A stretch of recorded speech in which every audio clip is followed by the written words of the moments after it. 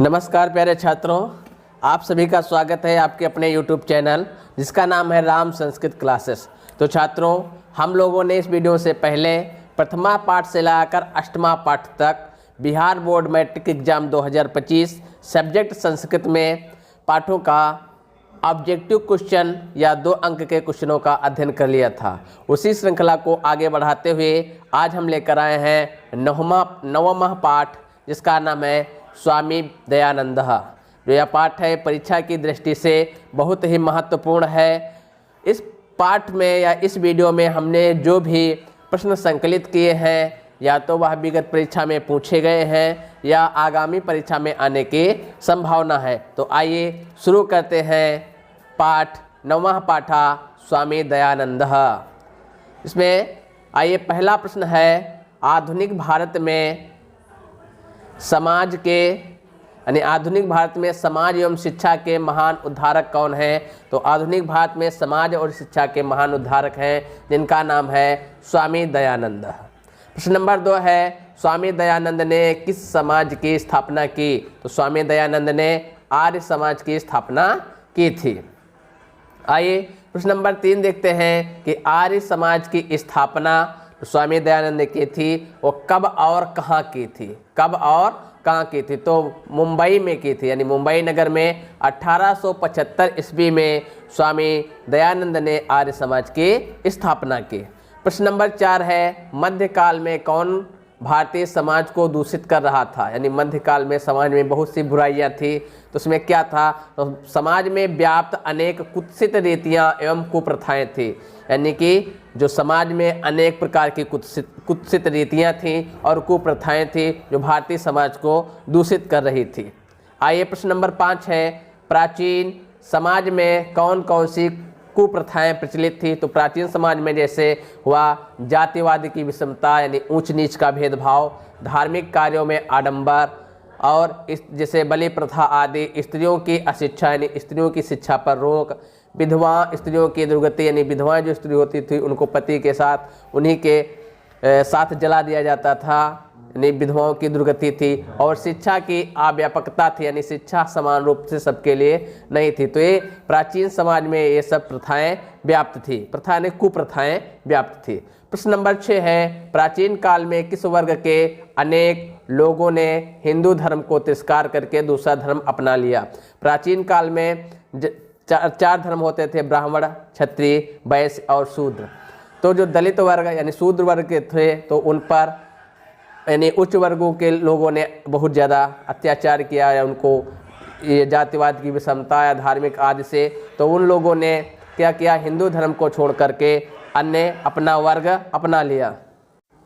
तो किस वर्ग के? दलित वर्ग के जो लोग थे। आइए प्रश्न नंबर 7 देखते हैं, किस समय अनेक समाज एवं धर्म के महान उद्धारक हुए का प्रादुर्भाव हुआ? तो 19वीं शताब्दी यानी मध्यकाल में जब समाज में अनेक कुप्रथाएं और कुत्सित रीतियां व्याप्त थी तो उसी समय समाज में अनेक महान धर्म उद्धारकों का जन्म हुआ। किस समय में? 19वीं शताब्दी में। प्रश्न नंबर 8 कह रहा है, किसके विचारों की व्यापकता समाज उद्धार में सर्वोच्च थी? तो नहीं, जो महान उद्धारक हुए थे तो उसमें सबसे महान थे जिनका नाम था स्वामी दयानंद। आइए प्रश्न नंबर 9 देखते हैं। प्रश्न नंबर 9 कह रहा है कि स्वामी दयानंद का जन्म कब और कहाँ हुआ? परीक्षा की दृष्टि से बहुत ही महत्वपूर्ण प्रश्न है। तो स्वामी दयानंद का जन्म गुजरात राज्य के टंकारा नामक गांव में सन 1824 ईस्वी में हुआ था। प्रश्न नंबर 10 है, स्वामी दयानंद के बचपन का नाम क्या था? तो स्वामी दयानंद के बचपन का नाम था मूल शंकर। क्या नाम था? मूल शंकर। प्रश्न नंबर 11 है, मूल शंकर की शिक्षा का प्रारंभ किस भाषा में हुआ? यानी मूल शंकर जब पढ़ने वाले हुए तो इनका प्रारंभ संस्कृत भाषा में हुआ, यानी संस्कृत शिक्षा इनको दी गई, क्योंकि जाति से ब्राह्मण थे और ब्राह्मणों में संस्कृत शिक्षा दी जाती थी प्राचीन समय में। आइए प्रश्न नंबर 12 है, मूल शंकर का परिवार किस देवता का उपासक था? तो मूल शंकर का जो परिवार था वह शिव के उपासक थे, यानी कि वह सब शैव थे। प्रश्न नंबर 13 है, मूल शंकर के लिए कौन सा पर्व उद्बोधक सिद्ध हुआ? तो महाशिवरात्रि का पर्व। कौन सा पर्व? महाशिवरात्रि का पर्व उद्बोधक सिद्ध हुआ। क्योंकि इनके लिए महाशिवरात्रि का पर्व रखा गया था और महाशिवरात्रि के पर्व में इन्होंने देखा कि जो शिव जी की मूर्ति पर जो फल अन्न आदि चढ़ाए जा रहे हैं उनको चूहे उठा उठा कर खा रहे हैं, भाग रहे हैं, और शिव जी की जो प्रतिमा थी वो कुछ नहीं कर रही थी।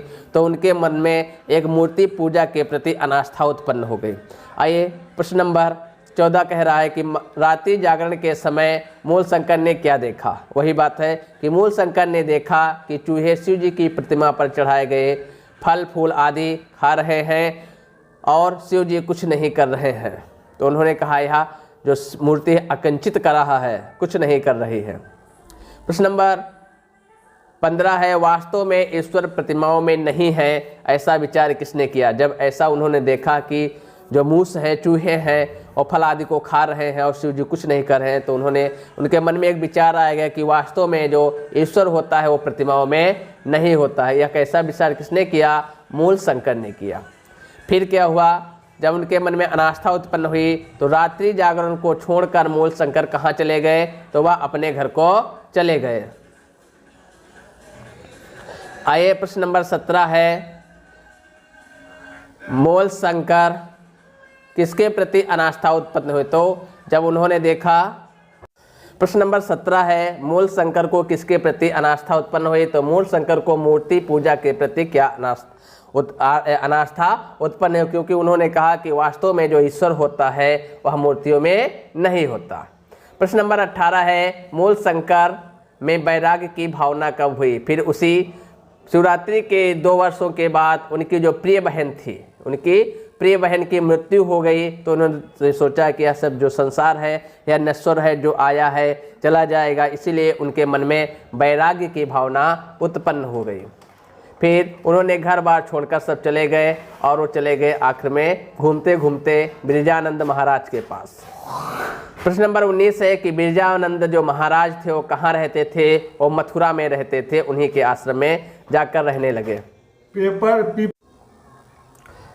प्रश्न नंबर 19 है, बिरजानंद महाराज कहाँ रहते थे? तो बिरजानंद महाराज जो रहते थे वो मथुरा में रहते थे। कहाँ रहते थे? मथुरा में। प्रश्न नंबर 20 है, वैदिक धर्म के प्रचार प्रसार में किसने अपना संपूर्ण जीवन समर्पित कर दिया? तो बिरजानंद महाराज के उपदेशों को उनके और प्रचार प्रसार के लिए, वैदिक धर्म के लिए स्वामी दयानंद ने उनकी उपदेशों के आधार पर अपना सारा जीवन क्या कर दिया? समर्पित है। तो किसने समर्पित कर दिया? स्वामी दयानंद ने। और पूछ लेगा स्वामी दयानंद ने किसका प्रचार प्रसार किया? तो आपका आंसर हो जाएगा वैदिक धर्म। किसी तरह भी प्रश्न बना सकता है। प्रश्न नंबर 21 है, स्वामी दयानंद ने अपने सिद्धांतों का संकलन किस ग्रंथ में किया? परीक्षा की दृष्टि से सबसे महत्वपूर्ण प्रश्न है, यह हो जाएगा सत्यार्थ प्रकाश। या ऐसे पूछ लेगा सत्यार्थ प्रकाश के लेखक कौन है? तो हो जाएगा आपका स्वामी दयानंद। प्रश्न नंबर 22 है ही, सत्यार्थ प्रकाश के रचयिता कौन है? तो स्वामी दयानंद है। प्रश्न नंबर 23 है, जो सत्यार्थ प्रकाश की रचना है वो किस भाषा में हुई? तो राष्ट्र भाषा में हुई, जो है हिंदी भाषा में हुई। आइए आगे बढ़ते हैं। प्रश्न नंबर 24 है, वेद भाष्यों की रचना हिंदी और संस्कृत भाषा में किसने की? तो स्वामी दयानंद ने वेद भाष्यों यानी वेदों पर भाष्य लिखा हिंदी और संस्कृत भाषा में, क्योंकि वेदों को पढ़ना सभी लोगों के लिए कठिन था, इसीलिए उन पर भाष्य लिखा कि हिंदी और संस्कृत में वेदों की ओर सभी लोग लौटे और वेदों में जो लिखी हुई तथ्य हैं, बातें हैं, उनको सब लोग जाने। इसीलिए सरल और आसान करने के लिए हिंदी और संस्कृत भाषा में उनकी रचना या वेदों पर भाष्य लिखा। किसने लिखा? स्वामी दयानंद ने। अंतिम प्रश्न है स्वामी दयानंद की मृत्यु कब हुई? तो सन 1883 ईस्वी में स्वामी दयानंद की मृत्यु हो गई। ये रहे 9वां पाठः, जिसका नाम था स्वामी दयानंद। इस पाठ का हम लोगों ने प्रश्न उत्तर किया। इस वीडियो में हमने लगभग 25 क्वेश्चन का आंसर किया है। ये सारे क्वेश्चन परीक्षा की दृष्टि से बहुत ही महत्वपूर्ण हैं। यदि ये प्रश्न हम लोग पढ़ लेते हैं तो परीक्षा में कोई भी प्रश्न इस पाठ से बाहर नहीं आएगा। आशा करते हैं आप लोग सभी लोगों को यह वीडियो अच्छा लगा हुआ होगा। यदि वीडियो अच्छा लगा है तो मैट्रिक की तैयारी कर रहे अपने प्रिय मित्रों को यह वीडियो जरूर शेयर करें। मिलते हैं पुनः अगले वीडियो में, तब तक के लिए धन्यवाद, नमस्कार।